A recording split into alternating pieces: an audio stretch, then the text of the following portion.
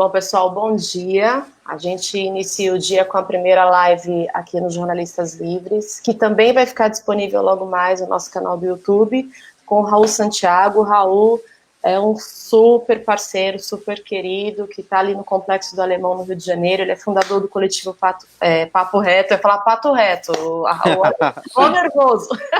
Papo Reto. E o cara vai aqui conversar com a gente. Vocês vão saber, entre outras coisas, como é que está rolando o comitê de crise no Complexo do Alemão, e a gente também vai bater um papo, né, Raul, sobre o rolê de outras favelas também. Acho que é legal a gente falar, Sim, dar um panorama assim, do território, né, de onde você está agora, de como é que está a situação aí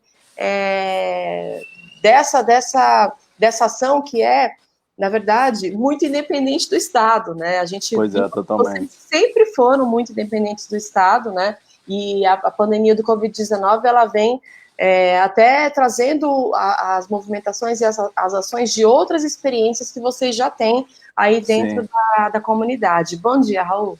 Bom dia, tudo bem? Como vão? Bom, primeiro agradeço, né, a oportunidade de estar aqui compartilhando um pouco de como a gente tem se organizado, do que a gente tem feito.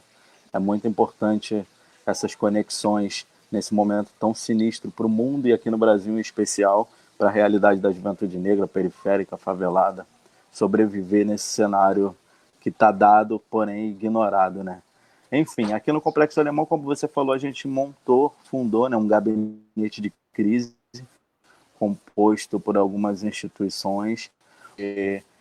As dicas básicas passadas pela Organização Mundial da Saúde, pelo Ministério da Saúde, por mais simples que possam ser para muitas pessoas, não é para a realidade de quem vive do lado desigual do nosso país, né? Então, a dica principal de lavar sempre a mão com água e sabão não é uma realidade potente para todas as pessoas, não é uma realidade diária para todo mundo que vive aqui na favela, né? A distribuição de água é muito irregular, não tem o dia exato em que a água cai, então é muito confuso fazer essa manutenção.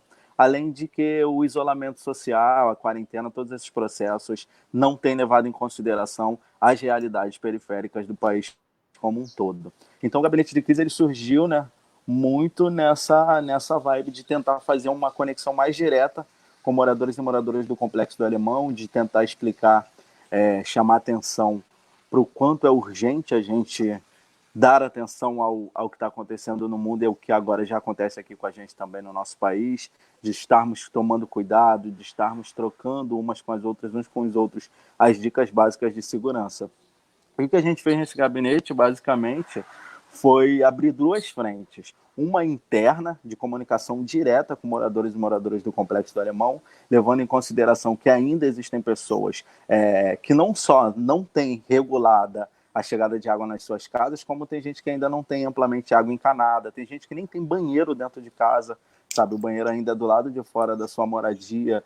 Tem pessoas que não têm televisão, que não têm acesso a boa internet, então a gente precisava encontrar um formato mínimo para dialogar com todas essas diferenças. E a gente adotou a estratégia dos eventos locais, né? A gente mandou fazer algumas faixas, alguns cartazes, penduramos pela entrada principal da favela, com alguns dizeres simples, ó, lave sempre a mão, se tiver água em casa, compartilhe com o vizinho. É importante, nesse momento, o isolamento social para evitar que a proliferação aconteça na favela. Dicas básicas com essas faixas pela entrada do morro e com cartazes colados em pontos estratégicos, como os pontos de mototaxistas, os pontos de Kombi, mercados e farmácias aqui da favela.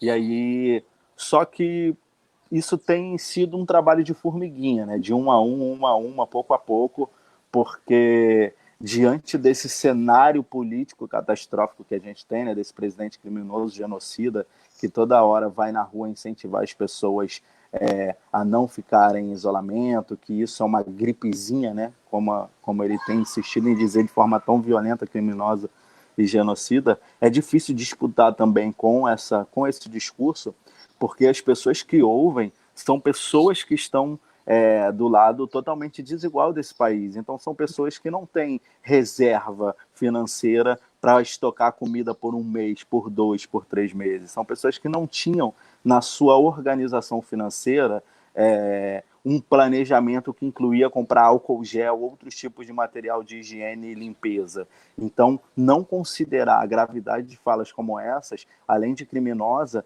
torna difícil o trabalho que alguns grupos têm tentado fazer de conscientização, onde essa conscientização deveria chegar com força pelo poder público, pelas estruturas públicas, mas acaba não chegando, e a gente tem que fazer por nós mesmos. E aí, por outro lado, fazendo esse trabalho interno, e tem o trabalho para fora, que é o pedido geral de doação, de ajuda, de socorro, exatamente para sanar essas demandas. Imediatamente quando foi declarado o processo de isolamento social, né, dessa quarentena, também assim chamado, poucos dias depois, várias pessoas começaram a procurar os trabalhos sociais aqui do Complexo do Alemão, como o Papo Reto, Voz da Comunidade e outros grupos, já pedindo ajuda, principalmente pessoas que são diaristas, muitos reciclistas, né? Pessoas catadores e catadoras que sobrevivem de material reciclável dos grandes centros, dos grandes eventos, e com tudo isso parado, não têm o acesso mínimo àquele dinheiro que viraria a comida daquele mesmo dia. Então, muitas pessoas que sobrevivem e se alimentam diariamente do que fazem unicamente naquele dia, lutam naquele dia para comer naquele dia, sem a perspectiva do dia seguinte, essas pessoas já começaram a passar muita dificuldade. Começou mensagens de tipo, hoje eu já não tenho arroz, só tenho feijão, hoje eu não tenho açúcar, e agora não, a demanda já aumentou, tem pessoas passando extrema dificuldade, por isso a gente começou a mobilizar pedidos de doação sobre cestas básicas, material de higiene e outros produtos que possam minimamente sanar e ajudar essas famílias, né? E agora a gente tem acompanhado também essa pressão do renda básica para entender de fato o que vai acontecer e se não, quais são todas as estruturas que estão por trás disso, né? Como a gente se encaixa da melhor forma para no momento que isso passar, e tomara que passe logo esse momento de pandemia, mas quando isso passar, a gente não conseguir monitorar para que pessoas que tinham outros benefícios não sejam excluídas ou não tomem nenhum tipo de chega para lá, né, de chute durante esse processo. Perfeito, Paulo, perfeito. Boa introdução, acho que já deu, né, pessoal, mais ou menos para entender, mais ou menos entender bem como é que está o trabalho desse comitê, o gabinete de crise, né, Raul, aí no Complexo do Alemão. Aliás, você está aí, né, você está no beco aí. Isso, estou num beco, estou próximo da minha casa agora, vim aqui pegar algumas coisas e tal, mas a gente tem ficado muito, o grupo que está trabalhando tem se concentrado em ficar junto, né, para evitar também ampla circulação, para estar concentrado no material que chega, para fazer a higienização, enfim, tem uma estrutura mínima montada, mas agora eu estou aqui, estou num beco na entrada de casa. Tá, deixa eu te falar uma coisa, eu estava acostumando dizer aqui com os nossos entrevistados que o Bolsonaro não entende nem de encanamento de pia, quanto mais de saneamento básico, né? E aí, de coisas né, coisas muito básicas, assim, ele não consegue entender o que dirá essa realidade que você vem mostrando nas suas redes, enfim, nesses canais. Agora, uma curiosidade que me vem, como é que os moradores, por exemplo, você falou, já começaram a chegar algumas mensagens de moradores que dizem, amanhã, acabou hoje o último arroz, o último negócio, o último feijão, sei lá. Como é que esses moradores estão fazendo para se comunicar com vocês? Pessoalmente, pelo WhatsApp? Como é que funciona essa rede de comunicação exatamente? Estou falando do aspecto técnico mesmo, né? Porque tem a limitação de água, de sabão, de álcool gel que não tem, mas também tem a limitação de internet, que eu acho que é um outro problema que afeta muitas comunidades, especialmente aí no Rio. Sim, legal. Tem muitas pessoas envolvidas, né, nessa frente, mesmo instituições que não estão imediatamente ligadas ao gabinete de crise, mas que têm trabalhos importantíssimos aqui do Alemão, todo mundo está em conexão. Então, as ONGs têm sido referência central de onde as pessoas têm ido pedir ajuda direta, compartilhar que está com fome. Tem pessoas que têm vergonha de falar sobre isso, né? Então, tem toda uma estrutura de recebimento para esse tipo de demanda. Tem pessoas falando com a gente pelo WhatsApp, tanto, por exemplo, o Voz da Comunidade quanto o Papo Reto. Tem grupos de WhatsApp que funcionam no Complexo do Alemão, mais de um grupo com certas quantidades de pessoas. Então, outras moradoras e moradores vão trazendo para nós demandas diversas de algumas situações que estão rolando pela favela, e nas nossas páginas pessoais também são onde essas demandas têm chegado. Mas sempre que a gente está pela rua, as pessoas nos param direto, então vários canais, né? Mas o central tem sido ainda as instituições sociais, onde as pessoas já conhecem as lideranças que estão à frente, vão lá e contam suas necessidades, e a partir disso a gente vai montando uma estratégia de fazer uma distribuição que chegue aonde ela deve chegar de fato. Agora, Raul, já tem como a gente saber o número de... Eu lembro que no comecinho, quando a gente começou a conversar sobre o Covid-19 nas favelas, vocês subiram essa hashtag, né, Covid-19 nas favelas. Tem como a gente já saber, existe algum, aí eu vou falar de uma maneira mais técnica, mas um censo já do número de casos suspeitos, de pessoas que já contraíram a doença nas favelas, ou especialmente aí onde você está no teu território, no Complexo do Alemão, já dá mais ou menos para a gente saber? Então, aqui tem muitos casos suspeitos, né? O Complexo do Alemão é uma favela grande, com mais de 150 mil pessoas. Então, essa amarração ela é difícil. A gente tem 3 casos suspeitos direto de serem coronavírus, mas ainda não confirmados. Está todo mundo no monitoramento e na espera do resultado final para saber de fato se chegou, se não é. Algumas pessoas, alguns grupos do Alemão, inclusive, já colocaram nas suas redes sociais afirmando que sim, a gente ainda não estamos aguardando enfermeiros e enfermeiras locais, os médicos da região darem esse aval final, mas a gente acredita que, infelizmente, sim, já esteja acontecendo, e tem muitos casos de suspeita, né? Só que, junto a isso, o desespero da incerteza. Eu acho que uma das principais questões, das coisas mais graves que estão acontecendo sobre o coronavírus na favela, é a incerteza de que a gente vai conseguir identificar esse vírus, porque pode ser que muitas pessoas estejam contaminadas, mas não tem o teste para todo mundo, a não ser que você seja rico, muito famoso, você vai...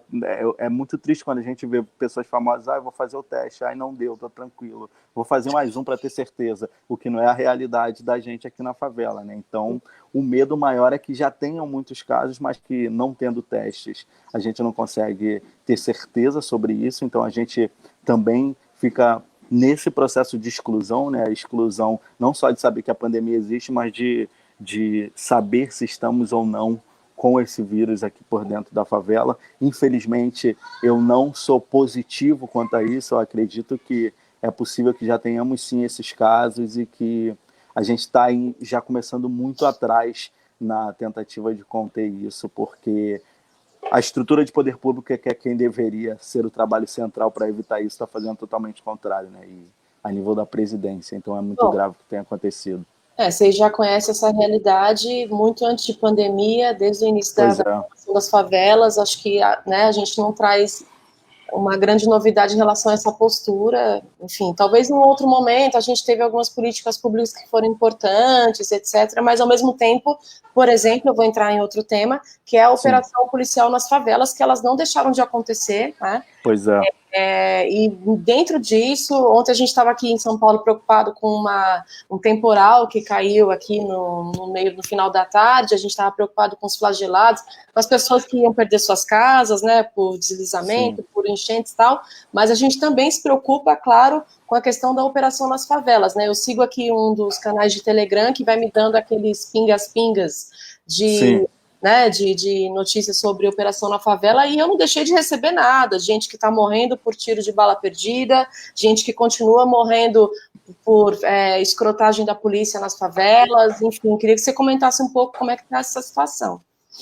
Pois é, infelizmente essa é uma realidade que nos persegue, né? Independente de pandemia ou de que momento seja do mundo, a criminalização da favela e a polícia, né, e a política de violência como principal política pública é o que chega todos os dias. A gente também tem recebido muitos relatos, aqui no Complexo do Alemão a operação tem diminuído, mas também eu acredito que passa pelo processo de, sendo um grande complexo, sendo mais próximo do centro, tendo tantos grupos atuantes, fica mais fácil criar uma blindagem de denúncia e um movimento coletivo de impedir esse tipo de situação. Mas em favelas menores, favelas mais distantes do centro, nas baixadas do Rio de Janeiro, a violência continua acontecendo. E pior, né? Porque como a gente vive esse momento de pandemia, o foco central de todos os discursos na mídia, na sociedade, tem sido apenas o combate ao coronavírus. E isso é uma brecha para silenciar outros tipos de violências que aproveitam para aumentar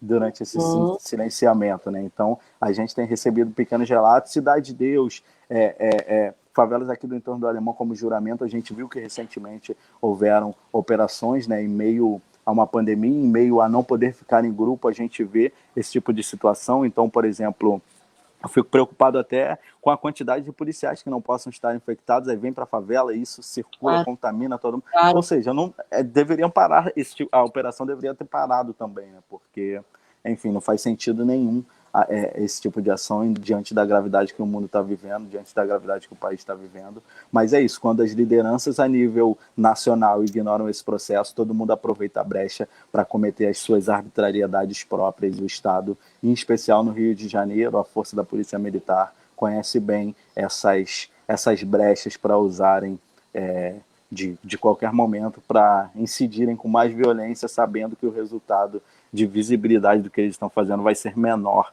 diante da situação que a gente está vivendo. Mas é isso, né? Absurdo, total absurdo, enfim, Tá. muito difícil. Deixa eu te perguntar uma coisa, mudando um pouco de assunto, chegou uma pergunta aqui bem importante, que eu acho que essa daí, existem postos de saúde para asepsia ou diagnóstico básico? Você falou que tem uns profissionais de saúde que vocês estavam aguardando para, por exemplo, ter certeza sobre esses casos que são suspeitos, né? Aí você já podia emendar só para contar um pouquinho como é a realidade da favela em relação a essas coisas, a UBS, eu não sei se é a Unidade Básica de Saúde, como é que chama essa organização dos equipamentos públicos aí próximos à comunidade? Legal, aqui no entorno tem algumas clínicas da família, tem a UPA do Complexo do Alemão e tem alguns hospitais gerais nos bairros próximos, né? Imediatamente aqui na favela o que tem acontecido é a clínica da família dá algum suporte inicial diante das dúvidas e também estão fazendo forte pressão para que cheguem as novas vacinas que precisam ser tomadas com urgência para a realidade das pessoas que vivem aqui, principalmente nos idosos, mas mesmo esses espaços eles estão com precariedade, né? A gente tem conversado com alguns médicos, com algumas enfermeiras, com algumas pessoas que fazem esse atendimento aqui na região do Alemão e falta muito material básico, álcool gel, enfim, todo o que é necessário para poder fazer um pequeno acolhimento digno de evitar a contaminação, a proliferação do vírus. Então, aqui no Complexo do Alemão, especificamente, a UPA, na região que eu moro, é o lugar central da onde as pessoas que têm a suspeita pelo vírus devem ir, estão sendo direcionadas para lá. As clínicas da família estão fazendo esse suporte de vacinação e cuidado, tirar dicas iniciais, mas tudo muito precário. Poucas pessoas, muito tempo de trabalho e nenhum encaminhamento prático, a não ser estar com o coronavírus. A gente não tem teste, então você volta para casa mais uma semana, se continuar com febre, volta aqui, a gente conversa de novo e aí vê o que faz, né? É muito tipo, eu acho que você está com coronavírus, mas eu não tenho o que fazer, volta para tua casa e se tranca, torce para ficar bem, e se você estiver quase morrendo, você vem aqui, que quem sabe a gente dá um jeito de tentar ajudar, né? Não pelas enfermeiras e pelos médicos, mas pela estrutura do poder público que não tem fortalecido, de fato, essas estruturas. E aí, em todos os níveis de poderes políticos. Né? Agora, seria legal, né, se a gente conseguisse fazer juntos aí, Raul, uma conscientização do povo de favela para que prestasse atenção nas próximas eleições, né, porque se a gente está falando de toda essa estrutura, além do racismo estrutural, né, que já é uma coisa que está dada, né, a gente está lutando todo dia contra isso, nas favelas e em vários lugares, mas essa questão de toda essa estrutura ser tão frágil por culpa do poder público, né, e quem são as pessoas do poder público? São os próximos que vão se candidatar nas eleições de município, né, então seria muito legal também, Favela, que vocês observassem quem vocês vão votar nas próximas eleições, acho que seria muito legal que a gente conseguisse fazer esses dois trabalhos, né, mas acho Sem dúvida. O momento agora é da gente preservar as vidas, né? E aí, por falar em preservação de vidas, Raul, a gente estava vendo aqui a Zona Sul, né, do Rio de Janeiro, que, assim, tem toda a possibilidade de se proteger, né? Tem toda a possibilidade de ter álcool gel, tem toda a possibilidade de lavar as mãos com água, enfim, termal, com qualquer coisa. né? Até com sabonete líquido, com todas as suas possibilidades, que eu nem vou dizer aqui quantas são, que eu nem sei quais são, de tantas que são, mas esse paralelo, né, de quem tem a condição de se proteger, e muitas vezes eles não se protegem, né? A gente viu cenas aí da orla de Copacabana outro dia, né? A galera lá, conta que nada estava acontecendo, enquanto aí vocês estão lutando com o comitê de crise no Complexo do Alemão. Eu vi a quantidade de alimentos que vocês arrecadaram, né, de vários lugares, gente que não tem como comer arroz no dia seguinte, que está reclamando que acabou a comida. Como é que você vê esse paralelo, você sendo residente desse território, e você também trafega, né, nesses outros territórios, você tem essa rede de contatos que é muito importante para disseminar as informações que não chegam nesses lugares, né, uma realidade que não chega. Como é que você avalia esses dois mundos, assim, digamos, no Rio de Janeiro? Sim, eu acho que a pandemia, no Brasil como um todo, né, ela veio para expor o quão profundo é o buraco criado nessa construção extremamente racista e desigual do nosso país, né? Porque é isso, enquanto algumas pessoas têm a possibilidade de fazer várias vezes os processos que deveriam ser básicos e coletivos dos cuidados para evitar a contaminação e a proliferação do vírus, nas favelas e periferias nem o mínimo a gente consegue, né? Então está muito dado o quanto é grave o que acontece no nosso país, o quanto é distante essa pequena bolha do privilégio comparada a toda a realidade das pessoas que sobrevivem e seguram nas costas do nosso país, né? É muito triste, é difícil, você fica... É desesperador, né, mano? Você vê as mães, as pessoas da favela passando por tamanha dificuldade, enquanto pessoas em outras regiões têm as possibilidades de se dar ao luxo de se pôr em risco, porque sabem que quem elas são na sociedade do privilégio, na sociedade branca e rica, elas facilmente terão acesso a todo tipo de tratamento, espaço e cuidado necessário caso se contaminem, como a gente já viu em algumas situações. E na realidade periférica, totalmente contrário, né? Nem a possibilidade de um isolamento real existe. Na minha casa, por exemplo, que moram 5 pessoas, 6 pessoas, se um de nós ficar infectado, a gente não tem um cômodo para isolar alguém dentro da nossa casa, né? E essa é a realidade de muitas pessoas que vivem em casas muito próximas, nas periferias, com poucos cômodos, muitas pessoas morando dentro daquela casa, e nem a possibilidade do isolamento, ela é real. Então tem muitas coisas que estão sendo expostas, né? Muito do que a gente sempre gritou, né? Muito do que a gente sempre tentou peitar para mostrar nesse país, de como a estrutura racista, de como a estrutura de desigualdade iria destruir o nosso Brasil. Eu acho que a pandemia acelerou esse momento de mostrar para todo mundo. Era sobre isso que essas pessoas falavam. Enquanto alguns têm luxo de se isolar com comida cara, com dancinha, com profissional dando todo o suporte 24 horas no seu isolamento num quarto que é do tamanho da minha casa inteira, tem outras pessoas que não têm nem a possibilidade do mínimo, que não tem comida, pessoas que a preocupação delas, obviamente, com o vírus existe, mas é uma preocupação mínima diante da fome, diante da incerteza do emprego, diante do amanhã. Então, é muito grave o que está acontecendo no nosso país, porque a pessoa que vive na favela, ela já está morrendo por conta do vírus, mesmo sem estar contaminada com o vírus. Ela já morria antes por conta da desigualdade social, dos direitos básicos não garantidos, e o vírus é um processo de aceleração do genocídio do nosso povo. A pandemia, ela expõe essa realidade, mas ao mesmo tempo também cabe a nós reconstruir os significados, né? Eu vejo que fomos no fundo do buraco de todas as violências existentes nesse país, e agora a unificação favela, periferia, aldeia, quilombo, as estruturas de luta que são o centro desse país tem que se organizar para pressionar toda essa situação, porque não faz sentido nenhum o que está acontecendo no nosso país.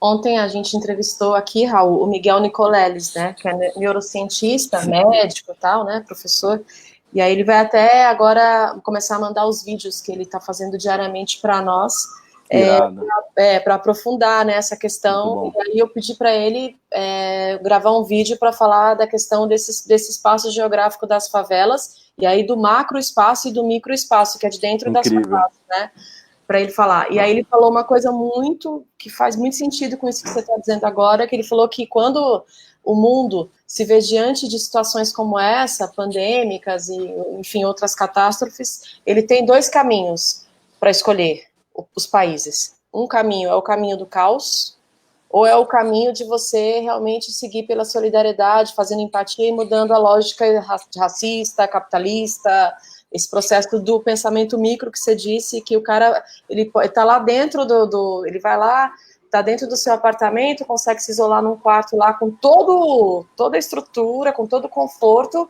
e ele pensa minimamente, se pensa nessa questão de quem passa fome, né, de quem precisa, de quem não tem o álcool gel, de quem não tem a água para lavar a mão, enfim. Pois é. Eu acho que faz muito sentido. Esse teu comentário é muito, muito impactante, né, para quem não está exatamente. E tem várias linhas de reflexão sobre isso, né? A gente também recebeu muito pedido de socorro, de ajuda, não sobre comida, não sobre água, mas sobre informação de muitas mulheres, de muitos manos que são familiares de pessoas que estão em situação de privação de liberdade, porque, né, tendo o nosso país a terceira maior população carcerária do mundo, a quantidade de pessoas não julgadas, a quantidade de arbitrariedade no sistema prisional do país, a desinformação também é uma coisa muito grave. Então, as estruturas públicas deveriam se preocupar minimamente em não falhar nas estruturas que já são falhas, já são defasadas, já são cruéis ao longo da sua história, mas no período de pandemia, essa violência, ela triplica, multiplica, fica muito maior. E a gente tem recebido pedidos de ajuda de informação sobre parentes, familiares dessas pessoas que estão em situação de privação de liberdade, e isso é muito grave, né? Juntar tudo isso, juntar a fome, a falta de informação sobre um ente querido, a falta de água, a falta de informação correta sobre um vírus, esse combo de situações tão absurdas que a gente vive, mata as pessoas de ansiedade, de depressão, de infarto, sabe? Então é muito mais profundo o significado do coronavírus nas favelas e periferias, porque traz esse combo de acúmulo de outras dores históricas que a gente vive com o desligamento do interruptor sem qualquer cerimônia dos cuidados com a favela e periferia. Nesse momento a gente está no discurso de muitas pessoas, algumas até chegam juntos, mas a grande maioria ainda não tem nem noção da realidade, como é cruel o que significa isso dentro de cada beco, viela, lar, onde a falta de informação, a falta de comida, a falta de água, a notificação de que não tem teste para saber se você está doente, de que os idosos vão morrer, sabe? As formas como as coisas são passadas, ou a desinformação ou a informação incompleta também tem matado pessoas no nosso país. Tem um caso muito específico que aconteceu recentemente no Brasil, né? E a gente viu a partir daqui do entorno do Complexo Alemão, que foi a imprensa notificando que os bancos fechariam. E essa era a informação.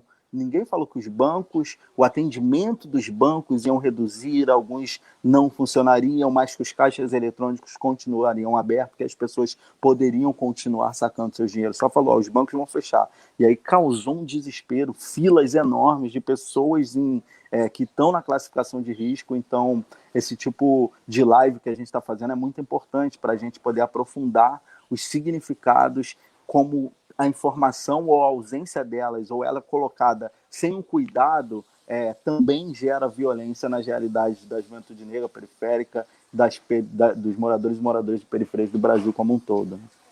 Agora, chegou uma pergunta aqui, Raul, sobre a questão da falta d'água no Rio, né? Da questão da falta de tratamento da SEDAI. E aí eu queria que você comentasse um pouquinho, como é que está essa situação aí? Ainda absurda? Eu estive em janeiro aí no Rio, fiquei um bom tempo aí e vi realmente... A gente abria a torneira para quem tinha água, onde eu estava tinha água, e a água saía amarela, né? Saía escura. Bizarro. Como é que está essa situação? Então, é isso, né? Até ri, É surreal, né? é absurdo. A gente mal superou a água suja da SEDAI, que tanto chamou a atenção no início do ano. Agora, a ausência da água é a própria questão, né? Quando não tem água suja, não tem água nenhuma. Aqui no Complexo Alemão, em especial, a gente teve muita denúncia de falta de água, teve muita pressão da sociedade, dos moradores e moradoras, para tentar entender o que estava acontecendo. Recentemente, a gente conseguiu participar de uma reunião que tinham presidentes de associação de moradores do Complexo do Alemão com responsáveis da SEDAI. Fizemos um amplo desenrolo, mas é isso, focado no Alemão, não a nível de Rio, né? Aqui no Alemão a gente conseguiu trazer uma pessoa da SEDAI para conversar e pressionar para que se remontassem algumas estruturas. Então, o primeiro passo para nós no Complexo do Alemão, dos movimentos sociais, foi entender como funciona a distribuição de água na favela. Juntamos as associações de moradores que são as responsáveis sobre isso e a gente conseguiu entender, por exemplo, que o Complexo do Alemão, com 150 mil pessoas, a estrutura de distribuição de água da favela é muito antiga, na época que tinha 50, 60 mil pessoas. Então, ela já é defasada por si só. Então, a gente encontra aí um canal para fazer pressão na SEDAI e no poder público de atualização e expansão da rede de distribuição de água do Complexo do Alemão, porque se não tiver esse interesse público, nunca vai ter uma água regularizada no Complexo do Alemão, porque a estrutura já é outra. Então, é preciso que hajam políticas públicas de evolução do saneamento básico e da garantia de um direito tão importante como a água para essas pessoas. E, ao mesmo tempo, como é uma estrutura antiga, a distribuição aqui do Complexo do Alemão, ela funciona com um manobreiro de água, né? Uma pessoa que fica responsável por ligar a água tal dia para um lado, aí desliga para esse lado e liga para o outro, porque senão não tem pressão. E aí é muito incerto, né? O cara liga para um dia, deixa lá umas 5, 6, 10 horas, e aí dá 10 horas ele desliga e bota para o outro lado. Mas ele não tem noção se chegou em todas as casas realmente do lado que ele desligou. Então tem uma estrutura que é muito incerta. A gente conseguiu nessa pressão que a SEDAI imediatamente colocassem outros responsáveis nessa distribuição de água para tentar, enquanto um liga para certa área, os outros monitoram se já chegou em todas as casas, enfim, tentar um mínimo acompanhado. E ganhamos algumas promessas, né? Então, como sempre, promessas de construção de outras cisternas e para água e caixas d'água no alto da favela para melhorar essa distribuição, mas ainda assim é mais para frente, não para agora. Então, acredito que a falta de água em muitos endereços aqui no Complexo do Alemão continuará acontecendo e a solidariedade entre nós também vai ser a única forma, como sempre foi, da gente passar por mais esse problema, um a um, uma a uma, os moradores juntos para poder superar todo esse processo. Agora, a nível de Rio de Janeiro, favelas e periferias, é como eu falei, o Complexo do Alemão ele é grande, ele tem muitos problemas, mas ele está numa região que a gente consegue gritar, chamar atenção, mobilizar, mídia hegemônica, fazer todo esse processo, né? Toda essa pressão. Mas zonas mais distantes não têm a mesma possibilidade, né? Então a gente tem recebido pedidos de ajuda de outras favelas mais distantes também sobre a realidade da água, sobre essa estrutura, e é desesperador, tipo, porque a gente não consegue, mesmo com toda a equipe que está envolvida no gabinete de crise, a gente não está conseguindo cobrir nem 2/3 do Complexo do Alemão inteiro, sacou? E a gente você fica ansioso, sabe? Eu acho que nós também que estamos na linha de frente, eu acho que é bom falar isso para quem assistiu o vídeo, quem tem uma condição de não estar vivendo a nossa realidade e para os irmãos e irmãs que são dessa realidade, a gente também tem que se cuidar bastante, porque muitas pessoas da nossa equipe que estão fazendo essa linha de frente de captar material para doação, de se conectar e ficar responsável por responder às pessoas que pedem ajuda, sabe? Várias pessoas já tiveram crise de choro, várias pessoas já tiveram alguns pequenos surtos, sabe? Então, tem que ter um laço de solidariedade e cuidado muito enorme. É muito grave essa situação, enquanto a SEDAI é isso. É incerto, a gente conseguiu um diálogo, recebemos promessas, mas encaminhamento de fato não vejo nenhum. Agora, é isso que eu ia te falar agora, perguntar para você, essa coisa eu queria saber um pouco sobre a questão da circulação na favela, né, porque o pessoal estava falando assim, teve esse debate no início da quarentena de que home office é para quem pode, é privilégio. Pois é, exatamente. Essa coisa. E a outra coisa também, para a gente já conectar, a situação de vocês que estão fazendo a distribuição, a arrecadação de alimentos, vocês, além da questão psicológica, a questão mental, saúde mental, vocês precisam também se proteger fisicamente, né? Como é que Sim. É esse paralelo entre as pessoas que precisam sair das suas casas, que continuam trabalhando, as patroas da Zona Sul que não dispensaram as suas empregadas, né? Seus serviçais, né, que é assim que eles os tratam, e vocês, né, que estão nessa linha de frente aí, tão expostos a essa contaminação. Exato, né, home office é coisa chique, e não é a realidade da periferia, não é a realidade do camelô, da diarista, enfim, dos trabalhadores informais de todas as áreas que vivem dentro das favelas. E é difícil, né, porque você não tem como saber de fato, por exemplo, no Complexo do Alemão, sobre tudo que está acontecendo, como está a vida de cada uma dessas pessoas. A gente sabe, recebe muitas mensagens de filhos, de filhas, de mães que tiveram que ir trabalhar porque o patrão, a patroazinha lá não dispensou, e se dispensar não vai pagar o dia de trabalho daquela pessoa, não vai ajudar numa estrutura mínima para que essa pessoa possa dignamente se proteger nesse momento de pandemia, né? Então essa estrutura, essa empatia do branco racista, do branco privilegiado não tem, não é uma grande maioria fazendo por essas pessoas. Pelo contrário, um monte de gente está mandando todo mundo ir trabalhar e foda-se. Então é muito sinistro. A gente tem conversado com muitos filhos e filhas dessas pessoas que têm pedido ajuda mínima de o que devem fazer quando seus familiares chegam em casa, quando as pessoas voltam, quais os cuidados básicos que devem ter. Mas é tudo muito difícil. A gente que está na linha de frente, a nossa maior questão que a gente tem debatido todos os dias é o quão seguro tem sido o nosso trabalho. E a gente chegou à certeza de que não existe um total de segurança 100%, nunca vai ser completamente seguro o tipo de trabalho que a gente está fazendo. A gente tem tentado reduzir danos, né? Reduzir o risco da máxima forma possível, mas, por exemplo, quando a gente volta para casa, gente que vive em casas pequenas, gente que, né, de vida humilde, eu não tenho como chegar numa área da minha casa onde eu vou tirar a roupa, eu vou higienizar essa roupa, porque, tipo, mano, você abriu a porta, já é a casa, não tem varanda, sacou?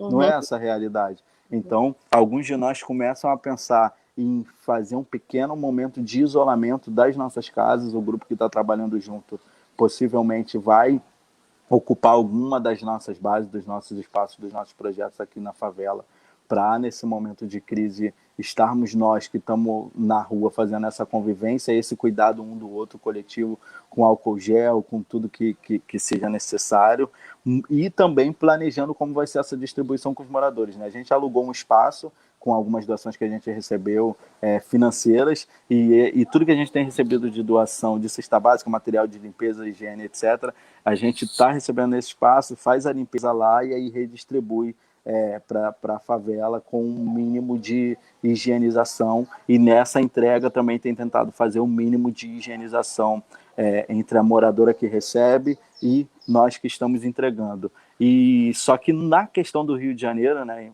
Brasil como um todo, mas as diferenças das realidades periféricas também criam outras estratégias. Às vezes eu vi um vídeo muito bom sobre como o pessoal do Redes da Maré está fazendo a distribuição no Complexo da Maré. O Complexo da Maré é uma favela plana, então, tipo, eles montaram uma estratégia que funciona muito para aquela realidade, que inclusive eu acho que outras periferias, outras favelas que também são planas, tem muito a beber daquela fonte. Eu gostei muito da estratégia que eles fizeram, só que não se aplica já à nossa realidade, que é de muito morro, né? Então a gente também está tendo que fazer um mapeamento certeiro de como a gente vai evitar aglomeração, né? Eu acho que o maior desafio da vida é esse. Eu nunca imaginei fazer uma ação onde as pessoas não pudessem se aproximar, sacou? E as pessoas com fome, com sede, nessa situação difícil, é bem complicado. Tudo é muito mínimo. Os cuidados que a gente está tomando são o máximo do que a gente pode, mas ainda assim acredito que sejam mínimos diante do que deveriam ser e diante da estrutura que o poder público deveria garantir, mas acaba que somos nós que estamos fazendo, e seria muito incorreto da minha parte dizer que não há riscos no que a gente está fazendo, porque infelizmente há sim um certo risco. Por mais que a gente se cuide, a exposição ela existe. Esse vírus é invisível, né? O inimigo é o chamado inimigo invisível mesmo, né?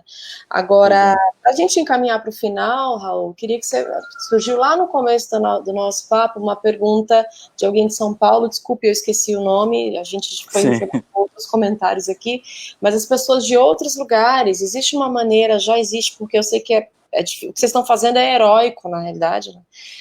Dessas pessoas ajudarem de alguma maneira, aí estou falando de doação mesmo, acho que ajuda direta, quem está fora do Rio de Janeiro para poder, então, e que tem a condição, esse privilégio de conseguir ajudar, acho que é legal você dizer, e, enfim, finalizar com o recado final de alguma coisa que você não tenha falado ou que eu não tenha perguntado. A gente pode voltar a falar semana que vem também, esse espaço é de vocês, tá? Maravilhoso.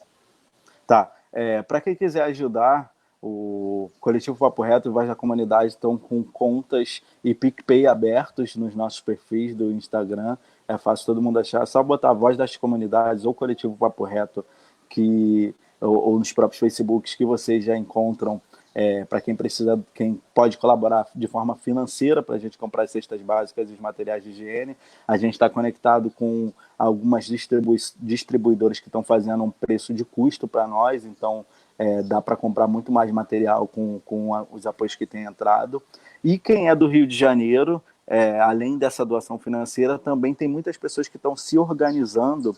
Por exemplo, quem mora em condomínio está juntando doações nesse condomínio de material de limpeza, higiene, etc. E a gente marca ou de receber aqui no Complexo Alemão ou de buscar com todos os cuidados possíveis na portaria desses lugares, né? Tem esse ciclo de doação ou a doação direta para o espaço do Voz da Comunidade, que está sendo a nossa base central de recebimento direto de doação. Só jogar aí no Google Voz das Comunidades que o endereço já aparece.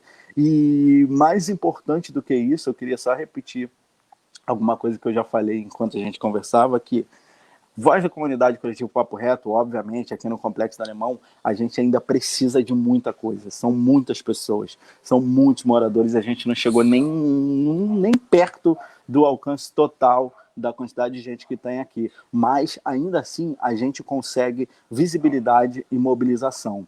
Eu acho que aproveitar a página de Jornalistas Livres, que é nacional, para todas as pessoas, principalmente quem tem minimamente um privilégio de estar em uma outra realidade que não é a periférica favelada nesse momento de pandemia, que procure descentralizar a solidariedade. Eu tenho sido procurado por pessoas, sabe, da região norte do país, da região nordeste do país, querendo doar para a gente. Óbvio que a gente precisa de doações, mas com certeza, próximo dessas pessoas, tem uma periferia, tem uma aldeia, tem um quilombo, tem uma favela, pessoas precisando de ajuda também.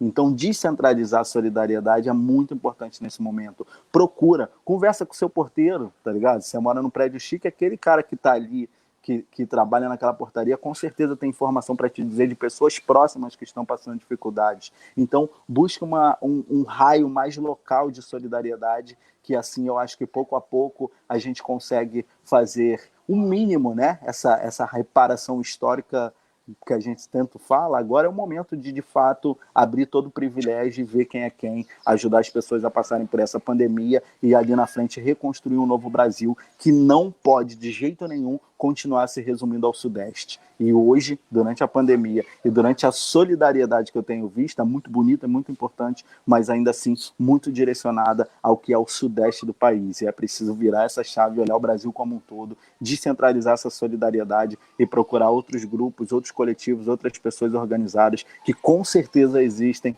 próximas do endereço que você mora. Acho que é isso. Valeu, cara. Olha, Raul, quero muito te agradecer aqui o teu tempo. A gente ficou mais do que a gente tinha mais ou menos combinado. Raul, tá...